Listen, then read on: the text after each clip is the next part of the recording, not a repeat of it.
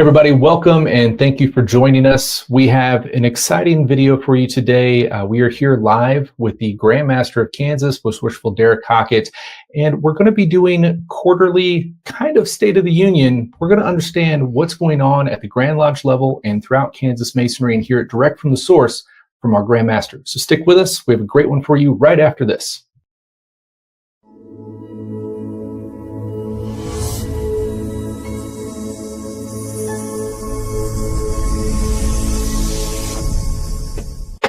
Most Worshipful, thank you so much for being here today. I appreciate you coming on. Now, this is kind of interesting. We, to my knowledge, have not done something like this or quite like this in Kansas Masonry before, but I think it's important. And I know for you, for a number of years now, I've heard, a push of yours has been communication throughout the craft. And let's touch on that first, but it's kind of funny in the modern day of things. All we have is communication, right? But we kind of lack at it at the same time. Would you say? I 100% agree.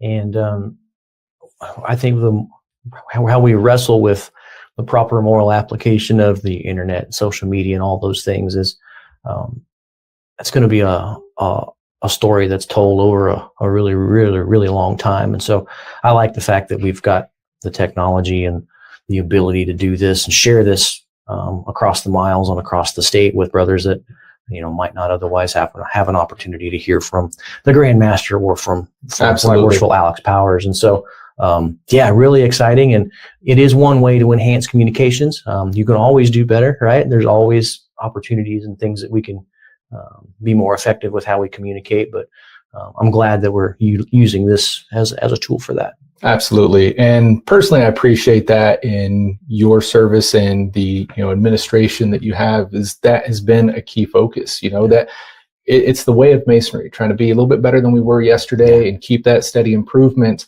but also being that example to the craft, because we know in Masonry for years we've struggled with taking on technology and dealing with that. But in today's age, we've seen, especially coming out of the COVID time, that became very vital for brothers and communities to stay in touch with one another. Yeah, agreed. So I think this is important because your administration has come forth and said, we'd like to do something on a quarterly basis. And I think that's important. We look back historically, and we see really those two major talking points were, one, annual communication, which the farther you go back, not that many people actually attended that. It was more the masters of lodges and not, the grand body, if you will. And then outside of that, maybe talking points at a DDGM visit. Yeah. But throughout the year, we don't really get much of progress, what's going on, what hurdles we're facing, what's going on in the other parts of Kansas. Yep. We do have insight of that today through social media and otherwise, and ability to travel, but I think this is a unique opportunity to hear it directly from the Grand Lodge itself. So I appreciate you being willing to bring it to the modern day and be more open, and I think it's going to be a wonderful thing. Absolutely. Agreed. So tell me a little bit about why, in your point of view, this is so important to have this level of communication, but also come on in this fashion to the craft. Part of it goes back to the strategic plan and what, that feedback that we got from the craft, 15 years ago, really recognizing what the brothers, not appointed Grand Lodge officers, elected Grand Lodge officers, the origins of our strategic plan were rooted in brother Masons who were not in leadership positions. Yeah. They were just members of lodges who had something to say, and we provided the time and the place to give them that, and we took that feedback, and again that was again the impetus of what was our strategic plan. And so we've had a lot of different iterations of what that looks like. We kind of, in a way, we previously had a communications committee at a Grand Lodge level that had gone dormant. And of course, we reestablished that, brought that back. And that's come with its own set of challenges over the last 3 years, and plenty of challenges to come still yet. We, in the spirit of our strategic plan, one of the things that we've asked our lodges to do is put your committees to work. Yeah. Take that, not just, Grand Lodge is trying to lead by example. Absolutely. We not only are we asking our lodges to put your committees to work so that your brothers has another facet of the Masonic experience that can be fulfilling for them. They might not be into fundraising. They might not be into community engagement, but they might be into, hey, I've got experience in communications or crisis management or something like that. And so put them on a committee, but put them to work. And we're also, as Grand Lodge, at a Grand Lodge level, the leadership, we're still learning too. Yeah. Every day as we put the strategic plan to work and follow it, and take these new avenues and try these things that we see. We get the feedback from the craft and our area and district deputies. We kind of implement these things and we go. Right. And in a lot of ways, even though, as Masons, we're empowered to give light to the world. A lot of these things that we're doing in leadership positions at a Grand Lodge level, we are a little bit in the dark. We're trying new things. Sure. And so we bump our heads every now and then. But the really great thing is, we're doing it together. Yeah. We've got a really cohesive leadership team, not just with the COA, but with our Grand Lodge committees. Mm-hmm. And so, we're walking through the darkness together and trying to shine that light and learn and build as we go. Absolutely. There's a couple important things, if you don't mind, for me to jump in on with that. And I think in future sessions of this, there'll be more of, the straight update, and we'll get to that. But I think with this, we're going to have the opportunity to reach certain demographics within our Grand Lodge that maybe aren't as in the loop as others. And, if you're not making it to Grand Lodge, you're, not tech savvy, within the emails, et cetera. Hopefully this is going to be a facet to get to some of you to really give that background information. So within that, you touched on two parts, and one being that council of administration. Mm-hmm. Now, when I've talked to brothers in other jurisdictions, and obviously Masonry varies from jurisdiction to jurisdiction, but it's always, what the heck is that? Council of Administration, right? And we hear this historic term of my year, right? In Kansas Freemasonry, now the Council of Administration has actually been around since day one, and really ties into that second part I want to touch on, being that strategic plan that you mentioned. So if you would tell me a little bit about what is and who is the Council of Administration, and then what is the strategic plan that you guys are operating off of? Sure. So the Council of Administration are the elected Grand Lodge officers. So Grand Secretary, Grand Treasurer, Grand Master, Deputy Grand Master, Grand Senior Warden, Grand Junior Warden. We also include the Grand Senior Deacon, who is the appointment to the progressive line. Mm-hmm. He does not have a vote, but for the sake of continuity and how we build year over year, and support the strategic plan, it's hugely critical that the Grand Senior Deacon is included in those conversations. And everybody's got a job, different roles and duties within the COA to keep that kind of like a business unit running smoothly. So the council or COA are, we reference it. It's kind of like the government, three-letter acronyms. There you go. And so, and how that plays in with the strategic plan, I can't really properly reflect how thankful I am that the Grand Lodge of Kansas has the plan that we do. And I know not everybody, we as a COA try really hard to take the concepts of the strategic plan and build practical tools for the lodges. Absolutely. Some folks, the concepts and then those kind of things really don't mean a whole lot. And we have kind of found over the years that going out kind of beating that drum that follow the strat plan and you guys should have a strat plan and all those things doesn't always land the way we wanted it to or thought it would. Sure. And so again, as a council and working with area and district deputies and taking feedback from the lodges, we've come to understand that we need to make it known, right? Mm-hmm. It's important for the craft to know that, hey, we got a plan, but we're not going to come beat you over the head with it. We're going to give you the fruits of the labor. Right. We want to be able to supply you with tools that whichever lodge needs or whatever situation they're in to help them be successful. Absolutely. And I guess kind of a third thing before we move on there that you had kind of mentioned, I thought was important, is the fact of we may not always get it right, but we're trying to progress, right? Yeah. So within, and I've felt lucky as a Mason because I'm OCD. I don't sit still well, right? Right. Kansas has never felt like a Grand Lodge that sits still. We're always trying to move the needle in some way. Yeah. And if we're not, there's points that there's other people like me that get antsy and they'll call everyone out on it. Like, hey, we need to be doing something here. We need to be doing this better, et cetera. But having the understanding within that, you know, none of us are really professionals at the end of the day. Like we're coming at this and trying to make it the best we can be. And it may not always hit the mark, but we're going to get there. Yes. Trial and error. And having the leadership like yours and the team behind you to really push us to get that needle there, I think means the world. Yes. And I will say too, I'm really proud of everybody on the COA.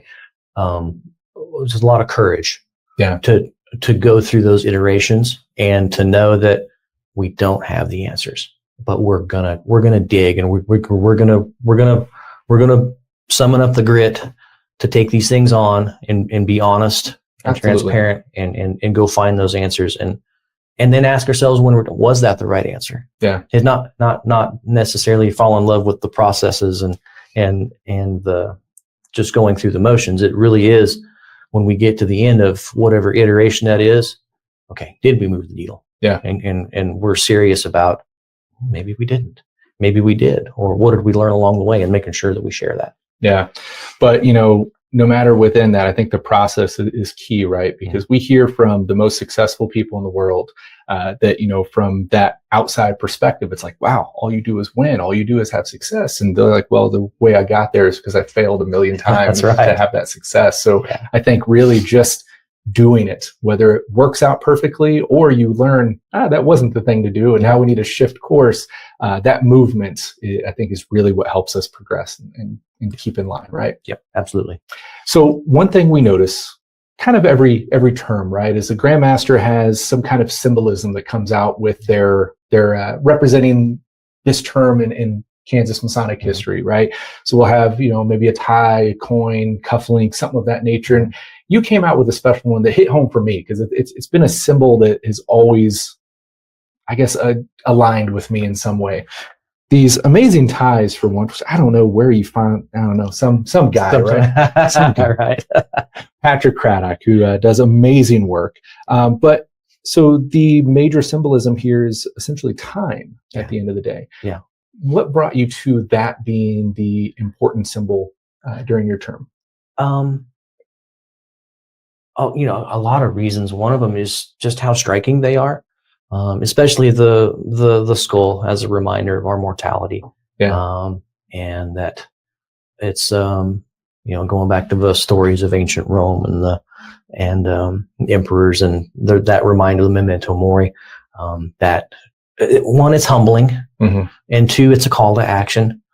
We, especially for me, I needed that. Everybody on the council administration, all the leadership that we have around the state of Kansas, I think everybody has a good handle on what their strengths are. Yeah. And one of the things I was not strong with was time management. And so that was a little bit of a personal thing for me, you know, to be vulnerable and keep that right out front. Hey, manage your time. And I think I've done, I give myself probably a B for the year. I've done my best. We've really kind of ramped up how we utilize the Grand Lodge calendar and the Unity calendar, so that we can have visibility to what the appendant bodies are doing, what Grand Lodge is doing, and we've made some course changes with that process throughout the year. And I know that there will be more changes to come. I know Dave and Mark are already talking about, you know, encouraging lodges and appendant bodies. Hey, if you know you've got something coming, get it on the calendar. Get plan. Absolutely. Make sure that we're making the best use of our time. So it was a front and center reminder to me to be a good steward of my time. And you can ask my wife, even the guys on the COA. I procrastinated a little bit, and sometimes, in addition to maybe being a little bit of a procrastinator, being mindful to not reflect on things too much. Yeah. Analysis paralysis is a real thing. And I think most Masons So you know. are human. Right. I think most Masons know that there's that saying about things at a Grand Lodge level move at a glacial pace. Mhm. And some of that comes with good reason. Some of it doesn't. Yeah. So again, another just a front and center reminder that to look at things, make sure that we're asking for help and we've got the right people to help us make good and timely decisions. Absolutely. Because at the end of the day, it's all for the craft. Tracy, Most Worshipful Bloom, our Grand Secretary, told me something years ago that's kind of keeps everything centered and in perspective is as long as all of your decisions are done through the eyes of what is going to be in the best interest of craft masonry in Kansas. And as long as I've always kind of got that northern star to guide and help, it's huge. It just really is huge. And one other really fun thing that's kind of came out from the symbolism, my wife got some small hourglasses, just something. She got them off Amazon. They were table decorations for the reception that we had in Ulysses after annual communication. And we got done and cleaned up, and we've got this mountain of these little hourglasses. My wife's like, Trisha's like, you need to put these in your case, and you need to go hand these out. Yeah. And so what kind of started as keep your room clean, keep your house in order, turned into some really, really impactful moments. Really? I took those hourglasses and in everywhere I went, to lodge events, appendant body events. Probably one of the most impactful moments of my tenure was in Wichita for it was the Rainbow Girl session, and I kind of worked that in, the hourglass into the remarks that I gave. And when we were all done, there was a young lady who came up to me and she just in tears, and she'd been struggling with some health challenges. She'd just gotten out of the hospital, and for her to have that reminder about our time is short, and that we've got to take care of ourselves. Not only do we have to take care of our brothers and our sisters in Freemasonry, but absolutely we got to be well to be present so that we can be there. And it was a call to action for her, to kind of get herself healed up and take better care of herself. And it was what started as a just a symbol of the year and a table dressing has blossomed and turned into a really great message in a really great way. And everybody wanted one. When I get done with the talk, and I'm like, hey, if you want to put this on your desk, you want to put it on your dash, if you need that reminder to be a good steward of your time, let me know. I got a bunch of these. And so since then I've had to reorder, which is great. Do you have like a Grand Master's limited edition, like little gold ones with a pinch of extra time? No, I don't. My wife bought me a really, really nice hourglass that I have with my all my Masonic keepsakes now as a memento for the year. So, I think it is definitely a very important symbol within Freemasonry. I feel like when you look back at the degrees, sometimes the ones that seem simpler than others are the hardest ones at the end of the day, because they're so easy to overlook or think, I'm good. But I think it's important, especially in today's day and age, is we're talking about trying to branch into new ways of communication like this. Historically, when we look back, everything was, you'd meet once a year, or we'd try to send DDGMs across the state or snail mail. It was very slow communication. And today we are really overflowed with instant communication. Everything's instant. And oddly enough, it's like cable, back when people had cable before streaming, right? Like, you've got 1,000 channels, but nothing's on. And that seems to be like today. Everything is right now, we should be able to fit 1 million things in, but we just don't have time. Yeah. And I think it is important, because as much as we focus on that in the teachings of Masonry, it's easy to get lost in it. And especially for people like me, you tend to devote most of your life to maybe the wrong things. Sure. And then, Masonry is trying to teach you to become a better person. And if you're not really allocating your time properly, towards your family, towards your God, your work, etc., that can really put you in the wrong path. Yes. Your time and how you disperse of it says a lot about, your time on this earth. Yeah, absolutely. So within that, one thing I feel like we need to bring up, because those who may have not been in the loop may have not heard about this Unity calendar that you had mentioned there. Yes. That is a fairly new innovation within Kansas Masonry within the last couple of years here. If you could just quickly, what is the Unity calendar and where can we find it? So the Unity calendar is it's one piece of the larger program that was started during past Grand Master McClarty's year. We kind of that was the year we kicked off the Unity Council. And so the Unity Council is our kind of a Grand Lodge subcommittee that really focuses on bringing attention to and opening and maintaining lines of communication with all of our appendant bodies. We have that. I always talk about the appendant bodies in the Blue Lodge like facets of a diamond. There is so much out there that Freemasonry has something for whatever itch you got, we can scratch it. With history and philanthropy and fellowship and youth orders, and it just runs the gamut. And I think prior to 3 years ago, it was the thing that scratched the itch. It was the niche thing that we love to go and do, and we took off down that path, and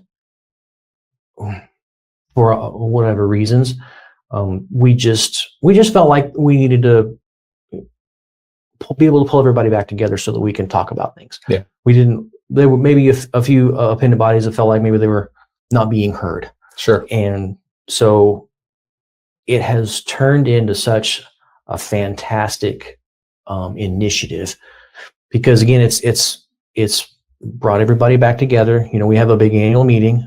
Dave has got some really, really great plans coming up for 2026, 2027, and how he's going to work Unity into his year. So I'm super excited for that. And it's another one of those things too, how we're curious and we want to learn and about how we complement each other, all the appendant bodies in the Blue Lodge, what we can grow that into as far as helping each other share our message, our mission and vision and values out to the world. Absolutely. And make that a little more holistic, so that when we engage with the public or the profane people who are outside the Masonic world, show them, hey, here's all these things that create some value at a surface level, so that maybe they find something more than what they've been doing. Sure. Again, to your point, we're a highly mobile society. We're highly connected, and I would love to be able to show the world, all the things that the world of Freemasonry offers, so that we can get some folks in here and maybe slow them down a little bit. Absolutely. Maybe get that pace of life where it's not quite so hectic, and sharing all the Masonic lessons and tenets. It brings back to mind, there's an old meme you might find on the internet saying, this guy hasn't had dinner at home since 1992. It's the back of an SUV was like covered with 35 medallions or something. But it's very easy to do. And, I think that's one important thing about the Unity calendar is I think we've all done this, whether it be at a local lodge level, a district, a Grand Lodge level, pendant body level, etc. We have a really important event. We plan for it. We put it out there, and there's like 75 conflicts, right? Yeah. And even with the Unity calendar, it's a bit of a game of Tetris at times. Yes. But it gives us insight that we just did not have before. Yeah. It doesn't make the challenge any less daunting. Sure. The challenge is still there. It was always there.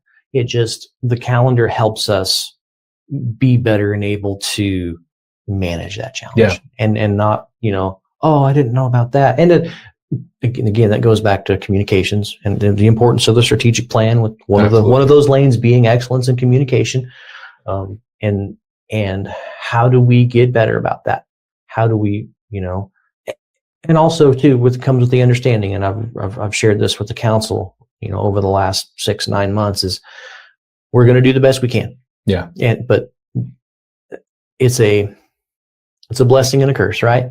There's so much to do in our fraternal world of Freemasonry that sometimes we got to pick and choose. There's been a few times this year that one in particular that was kind of a tough decision where I had to ask someone to help me cover.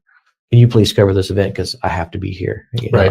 And so the Unity calendar has been a huge tool, and a whole lot more to come. Yeah, I think as far as like how we're at with adoption and usage, we've still got room to grow. Sure. There's a lot of opportunity for appendant, more events and more things from more appendant bodies to get on there so that we can have visibility to it. Well, I think one of the other important factors there, and like you said, there's always two sides of the sword. It's never going to be perfect by any means, but beyond just the calendar itself, having the Unity events and so forth, and bringing these together, the calendar served a manner of, if you get your event on there, then we're kind of looking at it in appendant bodies and Grand Lodge and so forth, try to work around those the best we can. It's never going to be perfect. There's never going to be a perfect day in Masonry. But now we have everyone at a table, trying our best to work around one another, where previously we were kind of shooting blindly. Yes. For, lack of better terms. That's right. That's right. So to get down, talk shop just a little bit for the year, coming into this year, what were your sights on Masonry as far as, what was the work that needed to be done? And I guess to this point, how do you feel we've done as far as, application into Masonry this year, and what's still on the table to be done? I think for me, the biggest thing, of course, going back to the strategic plan, that kind of took the place of some of the traditional singular Grand Masters programs. Right. And so I really kind of put my personal spin and my own personal flavor for the year into, the color scheme and the tie and the symbols. The biggest thing that I feel like we've kind of done course correction on is the district deputy visits and the spring report. How we go out, how we visit the lodges, how we engage those brothers in the spring and the fall, and give them tools to help them be successful. Sure. We in the past we had a scoring system, and which we felt like it was time to transition to something different. And so scoring system's gone, but we still have a way to identify things that lodges need help with. Yeah. And again, back to that conversation we had earlier and the strategic plan about utilizing committees, giving brothers things to do, putting them to work. Well, the spring reports are built in such a way now that if we identify something that lodge needs help with, then they get directed to a resource, whether it be for finance or for membership or for maintaining their lodge, or ritualistic support. Absolutely. I think, and we have done that, and it's still being built, and there's still improvements as we learn, as we go.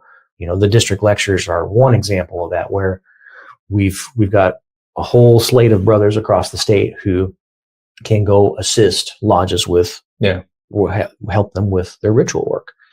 And so that helps the grand lecturers to not be spread so thin. It gives lodges around the state a local resource, someone that they can lean on to help them be better. Right.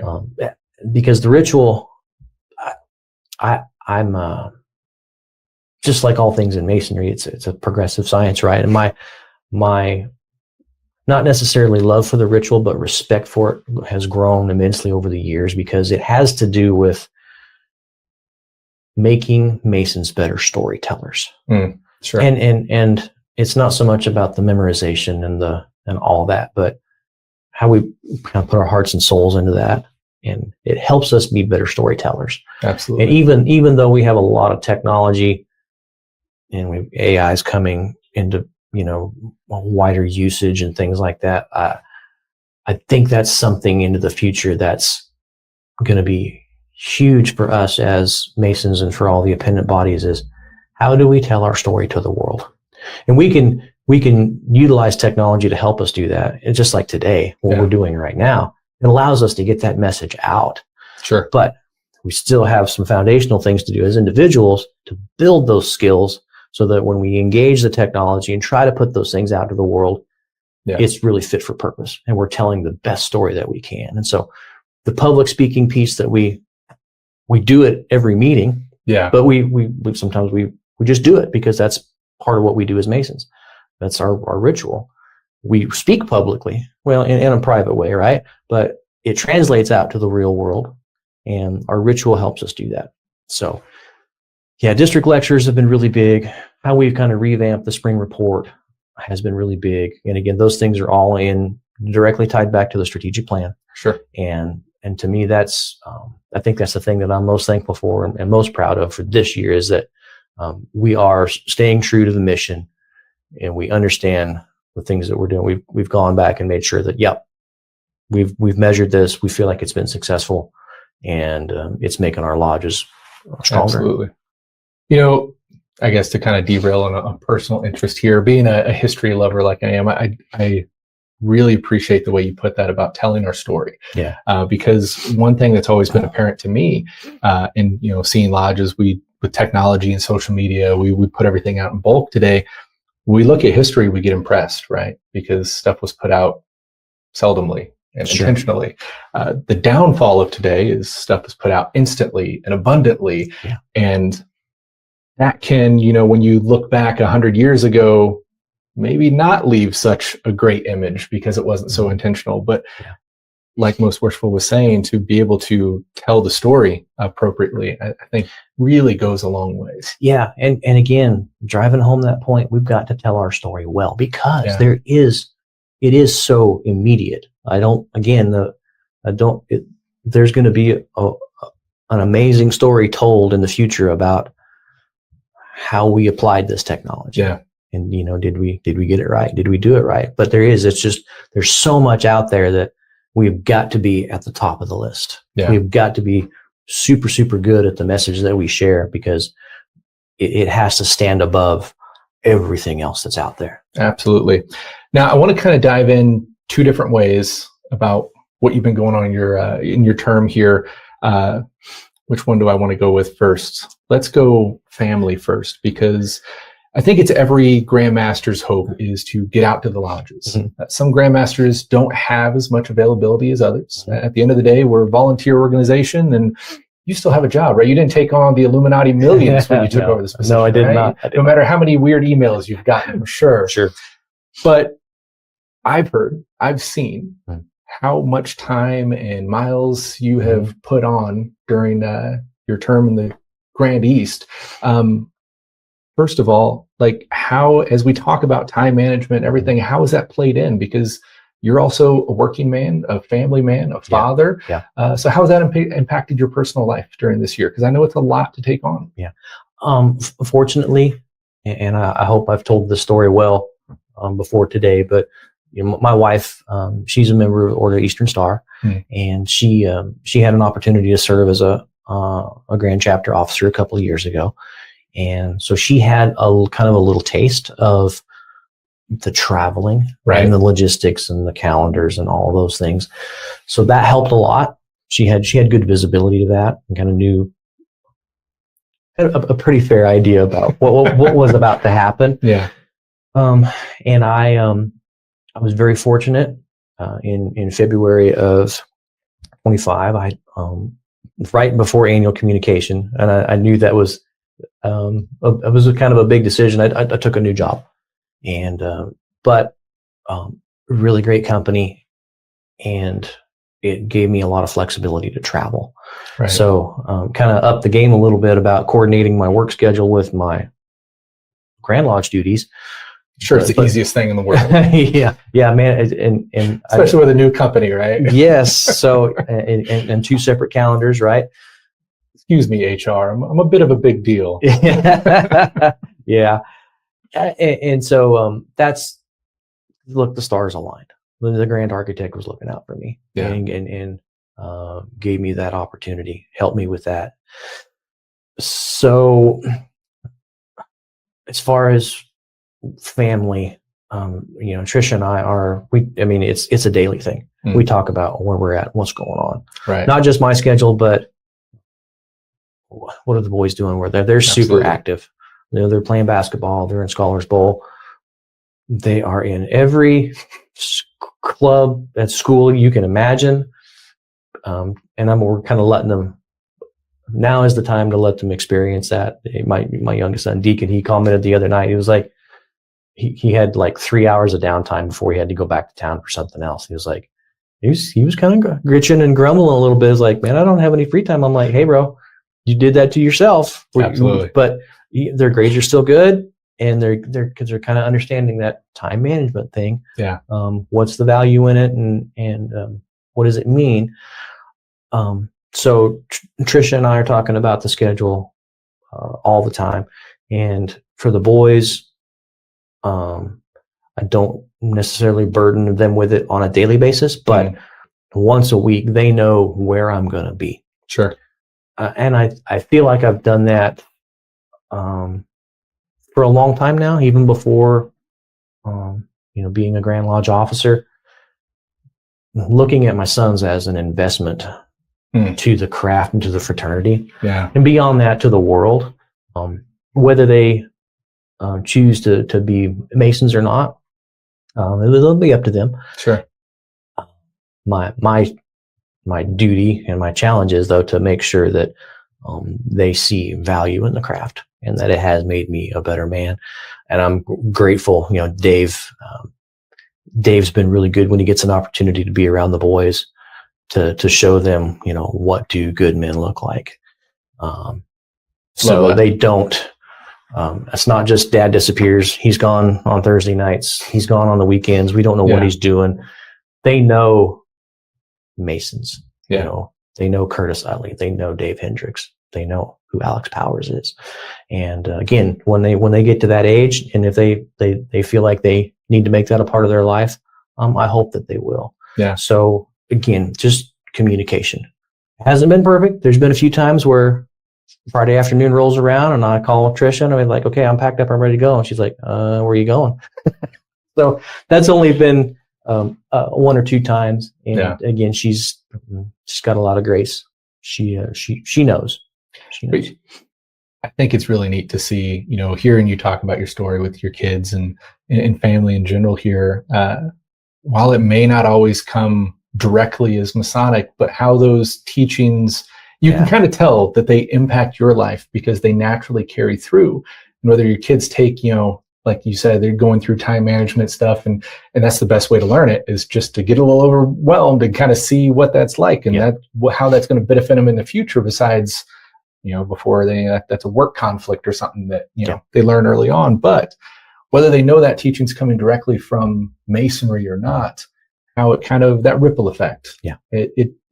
And I think it goes to show, as we've talked before, that's a huge way that Masons impact the world, is oftentimes, I don't know if we want to say unintentionally, but indirectly, right? It's like by us improving, that ripple effect carries out to our family, to our community, and beyond. Yeah, it's the example we set. It's the light we give to the world. That's a beautiful thing to see. So within these travels too, though, you have had the opportunity, I don't know how, maybe you're a time traveler, maybe Grand Master Powers, right? But you've had the opportunity to make it to a bunch of lodges, a bunch of events, and basically see Masonry firsthand throughout the jurisdiction. So during your time in office so far and your ability to do that, what is your perspective in Kansas Masonry been? And where do you see on a lodge basis where we can move the needle? Oh, wow. That's, there's a lot. Again, we get all the reports back in from the district deputies. So we really do get to see and get a good feel for all the various highs and lows. Yeah. Probably the one, I wouldn't know that I would rank this for me, the one thing that I see that is most impactful on a personal level. Mm-hmm. This is kind of outside of mission and vision, strategic plan, just the things that have kind of struck me personally, is just the interactions between brothers. We need more. Yeah. There's a lot of, I hear from brothers and secretaries about, well, we've lost track of this brother. Yeah. Or I sent out dues notices and I don't have an address. Mm. Or, man, this brother passed away and we didn't know until a couple of weeks after. So I think as best we can as individual Masons, and I hate talking on the phone. I'm not a phone guy. It's really hard for me to do. But I've made a concerted effort this year to try to make more phone calls, just reach out and make more connections, and for every lodge to just kind of take on that learning mentality, to be open to change and to be really great communicators. Yeah. We were leaving a lot of things on the table, to me, in the Masonic experience, about just being amongst brothers and communicating. And then, especially for older Masons, can't get around very well. They don't like getting out at night. They've moved on. Their kids are helping them. They've moved to different places, and just maintaining those connections. And it's a lot of dang work. It really is. It's a lot of work. Even with all the technology that we have, it's still data driven. Absolutely. And it's garbage in, garbage out. If we don't have good data going into the system, then we can't leverage that data to help us be better and do those good things. And so, just the connections, I think that's something for me. And that was not something that I had really, I was really thinking about, the messages and the themes of time. Yeah. But as I've traveled around and talked to brothers, that's one thing that I've heard from the craft is we can be better about maintaining connections and being brothers. Well, at least in my experience, that can come from just staying 5 minutes after. I've seen a lot of brothers that, kind of their Masonic experience will be showing up for lodge, opening and closing business, and then out of there. Yeah. And, you have some communication, you get to enjoy the ritual. That's great. But there's a lot of structure within that. Mm-hmm. There's not so much the freedom and stuff of communication, but some of the best, most in-depth, memorable conversations I've had in Masonry were just staying after 10, 20 minutes afterwards. Not really a structure in mind to this conversation, just starting out with how's it been going and seeing where that goes. And oftentimes that's what moves the needle, at least in my case. But yeah. Agreed. So 100% communication. And what has that done, outside of the talk and shop aspect, but what has that done for you personally to have that experience of really, have you had the experience to really visit Kansas Masonry as widely as you have this year? As many lodges and events as you've gone to? No. This year has definitely been a step above. Yeah. I mean, you absolutely have those opportunities as you work up the progressive line. Sure. Attending dedications and trying to, really be known to the craft. Yeah. Because it's a big state. Yeah. There's like 80, I was checking the numbers this morning, there's like 8,600 Masons that reside in the state. Yeah. And, where I live, I'm kind of out there, way out on the West End. And, it's important for trust and relationship building so that brothers know who you are. In a perfect world or a perfect alternate reality, we'd be able to shake hands with every one of those brothers and really get to spend time and know them, and have them get to know me. But yeah, this year, definitely had an opportunity to go to lodges that I haven't been to before, towns that I haven't been to before, sharing some pretty profound and pretty impactful experiences that never would have expected or planned for. I love that. And obviously we all have that openness and an opportunity to travel, but as we've talked about, life and schedules and everything else, which, doesn't make it any easier in your case, but, in your position, I bet it kind of feels your feet's a little to the fire of getting out there a little more. But sure. But that is an amazing fact to be able to, as Grand Master, get out there to the lodges. Yeah. Because, historically we've sent DDGMs as, an extension of the Grand Master, Right. et cetera. But it is nice to always see the Grand Master. Unless you're in the Master's chair that night, then it's a hot seat for sure. Yeah, absolutely. For now, it's hard to believe. The weather has been playing some bipolar games with Right. us lately, giving us a hint of what's to come. We're what? Is it over halfway? Yeah, it's got to be over halfway through your term now. I feel like this portion of it really gets going, right? Because, we've got the holiday season coming up. You're a family man. You've got stuff going on. Masonry's got stuff going on. Yep. But then right around the corner from that, we've got annual communication we got to start thinking about. So what is on the list to come as far as Grand Lodge and preparation and stuff that lodges should have in mind? The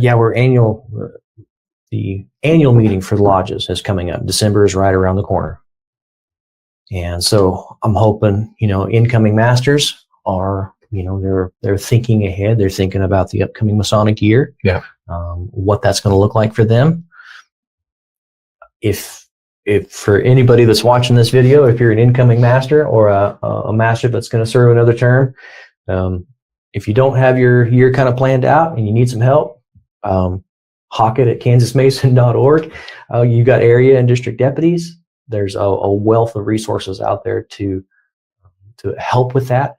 If you're not already there, and ahead of the holidays, a message that I would share with the craft is manage your time. Yeah. And know that it's a lot of travel. It's a lot of planning.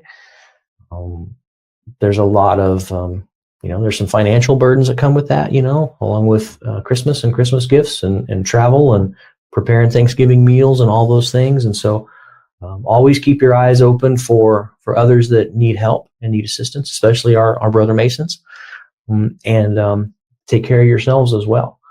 If things get a little heavy or if things get a little dark and you need some help, that's to me, that's the most wonderful thing about our craft is we've got brothers that we can lean on and to help us, talk through those things or ask for help. And that's probably a personal thing for me too, that I've gotten even as Grand Master, having that time to reflect and know when it's time to ask for help. Absolutely. What are the things that I'm capable of, and what are the things that I'm not capable of? What are the things that I know that there's somebody better that could do those things? And that's when the year started. The nickname for the Grand Lodge van was the USS Enterprise, and it didn't take long though for that to change. On those long drives back to the western part of the state, the new name for the Grand Lodge van is the Chamber of Reflection. Ooh, yeah. So all right. It's turned into a place to a lot of windshield time to think about things, and again that helps manage time too, because it's again you can reflect and analyze without necessarily taking time away from other tasks. So absolutely, I love that. Yeah, that's one of those things you don't quite think about, but yeah, as you are traversing the state of Kansas, there is a lot of time, whether you're by yourself, just in your thoughts, or having some epic conversations with other brothers along the way. Chamber of Reflection, I like it. Yeah, that's one for the books there. Well, business-wise, between now and end of term, obviously we've talked about having a council administration, a strategic plan that doesn't really tie us to, hey, this is what I'm doing. We've got this bigger scope in mind. Yeah. But within that, is there anything still on the docket to be done this term? Yeah, the lead up to annual communication there's a lot of to-dos, not just for the Grand Secretary, but for the council. A lot of the awards and programs that we offer to the lodges, we start going through and tallying up the scores on those. Trice Robeson, Master's Achievement. we've got nominations for Masons of the Year. So there's a whole gamut of information that's coming into the council, right? That we look at, we make decisions on. The program and the kind of the script for annual communication, we've been chipping away at that kind of all year long. We've got some really great things happening at annual communication this year. There should be, I think that's already been out. Did you get the mailer yet? I don't think I have. There'll be a mailer coming out that kind of with the agenda on it, talking about some of the great things, some different things that we're doing at annual communication this year. Okay. A lot of that's in conjunction with the Kansas Masonic Foundation. Brother Shively's been, we work hand in hand with him in the lead up to annual communication. So, and then incoming officers, incoming area and district deputies, we have their orientation meeting in February. And so Deputy Grand Master Hendricks is putting a lot of time and effort into that. Another kind of subdivision of the Council of Administration is called the Council on Planning. Okay. And about halfway through the Masonic year, we spool up the Council on Planning. And so that is the Council of Administration minus the Grand Master. Okay. And including the Grand Senior Deacon. And they essentially start getting prepped for the things post annual communication. Oh, so okay. Yeah, the Grand, we're looped in, especially me. One of the things that's gonna be different when I leave office, I will be going back to serving as an area deputy for Area 2. There you go. So I'll be supporting Dave in his year as Grand Master, and as long as I do a good job, I'll be serving under Right Worshipful Reader as well during his term.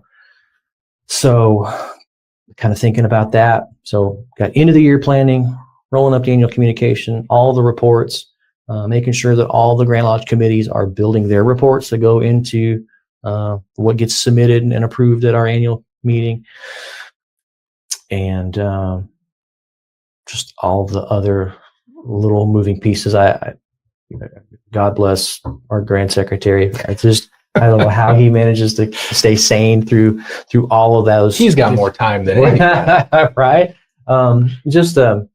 It's really amazing. Every year, leading up to and talking to Tracy, you learn about something else. We do this little thing here, or we do this little thing here. And then, of course, at the end of it too, we kind of do an after action review.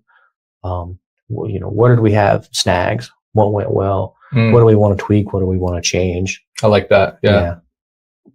I will just personally here, maybe out of place, but Most Worshipful Bloom does need a hats off, because that guy, I don't know. Obviously we've got an excellent Grand Master, an excellent council administration, but if it weren't for Most Worshipful Bloom as his role in Grand Secretary, I think we'd be in a little bit of trouble. It's a lot. It's pretty amazing. It really is pretty amazing. He keeps my inbox full, but I can't imagine his inbox from day to day. Well, Most Worshipful, I don't want to take up too much of your time. Obviously, we've got a limited amount of that, but I do appreciate so much you taking out time of your day, out of your week, your term, to sit down with us in this fashion. And I look forward to these future chats and keeping up with the behind the scenes progress of where Kansas Masonry is beyond just, the annual bullet points to keep up. I think is going to mean a great deal. With that said, we've covered a lot today. We've covered some foundational aspects, since we've never really had this conversation before, and we've talked shop. But is there anything I've missed that you feel is important to throw in here? I guess the one thing I want to make sure to express to you before we wrap up is just thanks for moving. You're essentially taking your studio and moving it out here. We're at the Grand Lodge offices today, and I think in the past some of these conversations have been done remotely, and we've done a few interviews and short little podcasts with the communications committee earlier in the year, and they go so much better in person. Sure. And I think some of the feeling and the emphasis comes across a lot better just together. Absolutely. And so that I really want to say thanks to you for kind of meeting me halfway and doing this in person. I think the other thing too that's kind of come up here in the last month that wasn't really on the radar for the year, working with our Masonic veterans. I've gotten some one specific email regarding patriotism and veterans interactions at a Grand Lodge level, and then I've gotten some unsolicited conversations in the last couple of weeks that kind of tie into that. And so a little bit of serendipity. So we're working on some things as far as working with trying to maybe build some more national sojourners chapters here in the jurisdiction, and support our veterans a little more. Fantastic. Still a lot of work to be done through the kind of the back half of the year. Yeah. Doing okay with energy. Hanging in there. I'm not too beaten down or too weary so far. And I think that just speaks to the leadership team. Yeah. And the cohesiveness of the council administration well, also, do you ever on a Friday come home and just I'm wondering about the end of your term. Usually on Fridays, about 3:00, I'm trying to wrap up work stuff so that I can start packing a bag. So usually it's a fair point. My slump and my breath of exhaustion usually is on Saturday nights, but and that depends. There's been a couple of weekends where we carried through all the way through Sunday into Monday. Missouri Annual Communication was one of those. Yeah. That was it took me 2 weeks to get readjusted after that. That was a really great experience being able to go and be at Missouri Annual Communication. But I got home Monday night, so my whole week was off by a day. I think that's the craft's moving in the right direction. Our membership numbers are stable. Our NPDs are stable. I think our membership campaigns that we're doing are bearing fruit. It's working really well. A lot of things to be excited for. Absolutely. Well, personally, I want to thank everybody for watching today live. It's been amazing to have this opportunity to sit with you, Most Worshipful, and really have that behind the scenes conversation. But to have everyone join in with us, I think is an amazing thing, especially in today's world, to be able to embrace that usage of technology and bring the craft together in a positive manner. Absolutely. So I want to thank you for everything you've done, because while we need you, it's a huge sacrifice of an office. So seriously, thank you, brother. Glad to do it. Thank you, Alex. Well, I can't end on the final note. It's got to be the Grand Master's last word, right? So I'll leave it to you, Most Worshipful. Well, I hope everyone enjoyed the conversation this morning. And if I don't, I'm sure I won't get to catch everyone personally, but coming into the holidays, I hope everyone has safe travels. Spend time with your family, and on into the Christmas holiday, safe travels as well. Love y'all, and God bless. Fantastic. Thank you, Most Worshipful. Thanks, Alex. Thank you, everybody.